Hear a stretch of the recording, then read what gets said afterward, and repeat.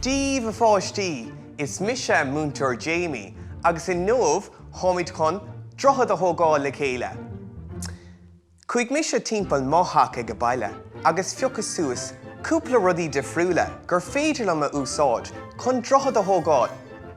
Fiochas suas cipíní aimid, cín gearr agus cíd fada, cosúla ceann a gcuireann tú ar an barbecue, skewers.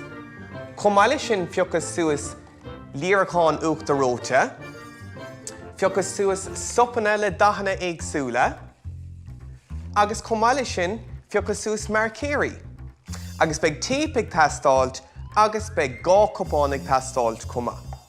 So an céad rud a dhéanann sibh ná, faigeann gá cupán agus casaíd bunós cionn. Now le droichead, caith tú cintú go déann sé ó taobh amháin go dtí taobh eile, so ó A go dtí B, agus rud eile táchtach faoi droichead ná, caithfidh sé a bheith láidir a ggóthain ónas go rachaigh rud éigin thar agus go maidan sé suas meachan áirithe. So, tostóimid, trílimid leis na cipíní aimid na cín gearr. So an gapan sibh go bhfuil an cipín aimid seo fada go leor? Ní dóla mé, so beidh ar an rud éigin atá níos faideáilt. Tógfaidh mé an ceann an skewer úsáid an barbecue.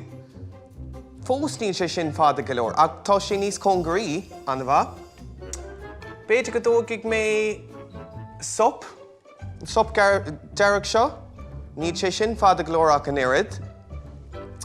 Agus níl sé láidir, ach cad faoi líreacán uachta róte ceann na bháin. So níl sé sin fada go leor, ach tá smaoinemh agam. Má chuireann gá líreacán uachta róte le chéile, beidir go mbeidh sé fada go leor. So tá chun gá ceann áilt, agus féachant an bhfuil sé fada go leor. Agus tá, ach nuair a chuireann tú iad orthu, titan siad. So beidh ar man gá ceann a chur le chéile, le tape. So tá chun tape áilt, agus é a chur timpeall ar an gá líreacán uachta róte.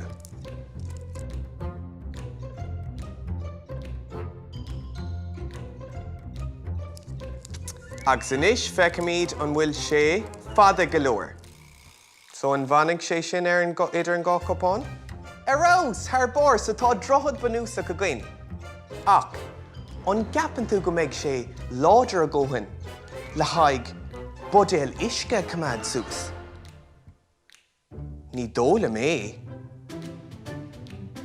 Ní dólam go mbeidh sé láidir ggóthain, so beidh ar an beidir gá líreacán eile a áilt, agus iad siúd a chur le chéile. Agus droichead atá níos tumh a dhéanamh.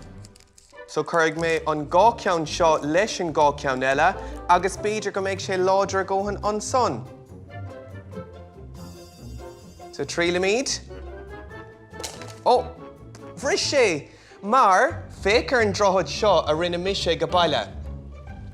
Choras a lán líreacán uachta róte le chéile, agus inis nuair a chuireann an budéal uisce laistigh den droichead, fannig sé suas, mar tá sé a bhad níos láidir.